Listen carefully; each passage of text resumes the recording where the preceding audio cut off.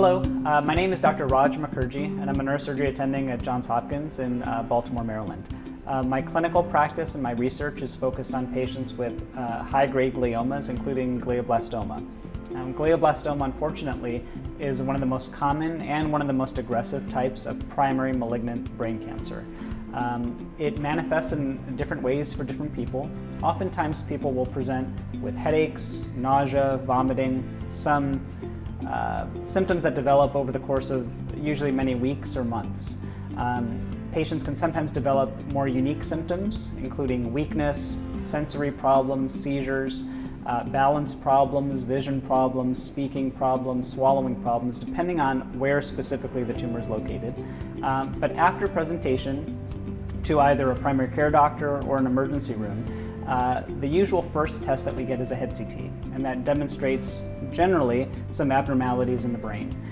What we do thereafter is we get an MRI with and without contrast, which gives us a little bit more detail into the brain. And then depending on where that tumor is located and what a person's specific symptoms are, the usual course for that patient includes having them on a medicine for seizures, often dexamethasone, a medicine for anti-seizure management, also oftentimes Keppra.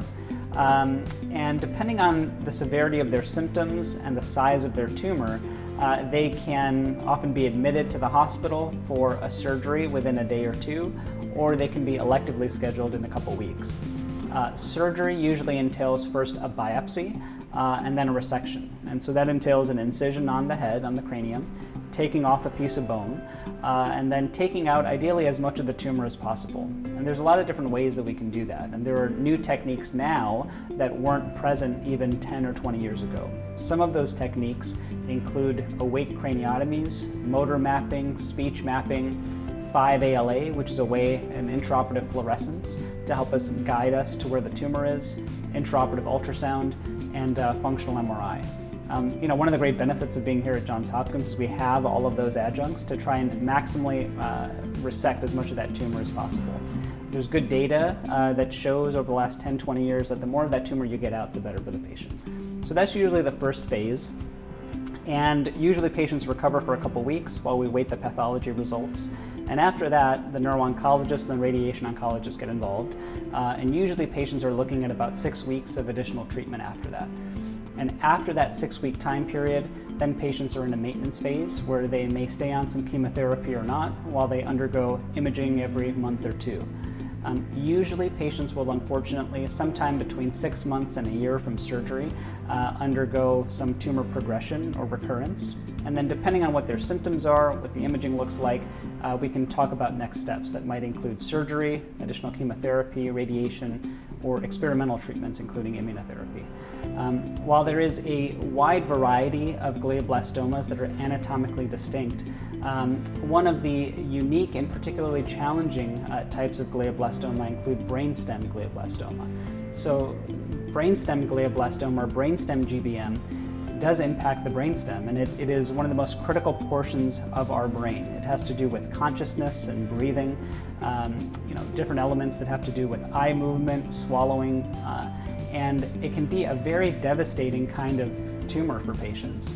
And so they can present pretty acutely. And one of the challenges in the modern era, as we've gotten more and more sophisticated with our treatment of GBM, is really going after these extraordinary complex tumors. Some of the work that I've done has been focused on developing different brainstem safe entry zones where we can safely go into safe corridors within the brain to resect these very aggressive, malignant tumors that are near very critical structures. And part of my work, along with colleagues here at Johns Hopkins, has been focused on using preoperative resting state functional MRI, a different imaging modality, to help differentiate normal from abnormal tissue within the brainstem.